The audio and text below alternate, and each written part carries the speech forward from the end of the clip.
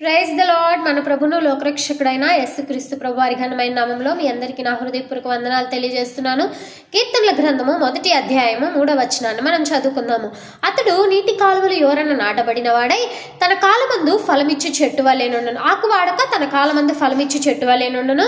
అతడు చేయునదంతయు సఫలమగును. ఎవరు అతడు? అతనిలో ఉన్న లక్షణం ఏంటి?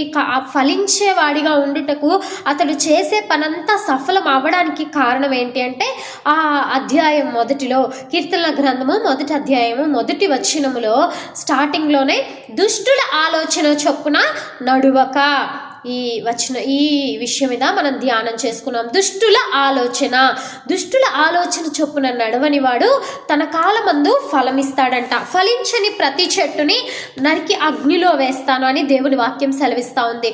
మన కాలమందు మనము ఫలించాలి అంటే దుష్టుని ఆలోచన చొప్పున నడవకూడదు. దుష్టుని ఆలోచన అంటే ఇది ఎలా వచ్చింది?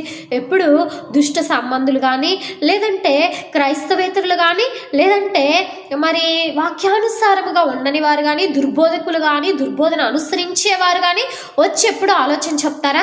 కొన్ని విషయాలు చూసుకుందాము. దుష్టుని ఆలోచన మనుష్యులలో ఆయా సందర్భాలలో ఎలా వస్తుంది అనే విషయాలు కొన్నిటిని మనము బైబిల్ గ్రంథంలో నుండి చూసుకుందాము. మొదటిగా మత్తయి సువార్త 16వ అధ్యాయము 17వ వచనాన్ని చదువుకున్నట్టయితే, సీమోను బర్యోనా, నీవు ధన్యుడువు, పరలోకమందున్న నా తండ్రి నీకు ఈ విషయాన్ని బయలుపరిచాడే తప్ప మనుష్యులు నీకు ఈ సంగతి, నరమాత్రులు నీకు ఈ సంగతి బయలుపరచలేదు అని 16వ అధ్యాయంలో 17వ వచనంలో సీమోను పేతురు గారిని దేవుడు సంబోధిస్తూ ఆ సందర్భంలో ఏమంటున్నాడు?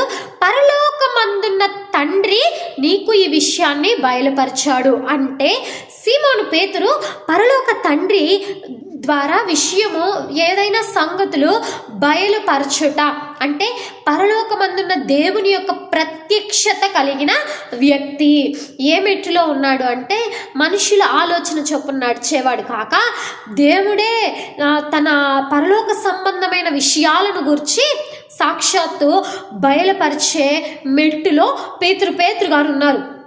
అలాంటి పేతురు, యోహాను కుమారుడు వగు సీమోను, నీవు నన్ను వెంబడించు అని ఒక్కసారి ప్రభు మాట్లాడగానే ఆ మాటకు లోబడి మరి మొత్తాన్ని విడిచిపెట్టి, తండ్రిని, ధోనిలను, కుటుంబాన్ని విడిచిపెట్టి యేసుక్రీస్తు ప్రభువుని అనుసరించిన పేతురు, సజీవుడు వగు దేవుని కుమారుడు అయిన క్రీస్తువి అని అన్న ప్రత్యక్షత కలిగిన పేతురు, అదే 16వ అధ్యాయము 23వ వచనాన్ని మనం చదువుకున్నట్టయితే అదే పేతురుని యేసుక్రీస్తు ప్రభు అంటున్నాడు ఏమనంటే, సాతానా, నా వెనుకకు పొమ్ము, నీవు మనుషు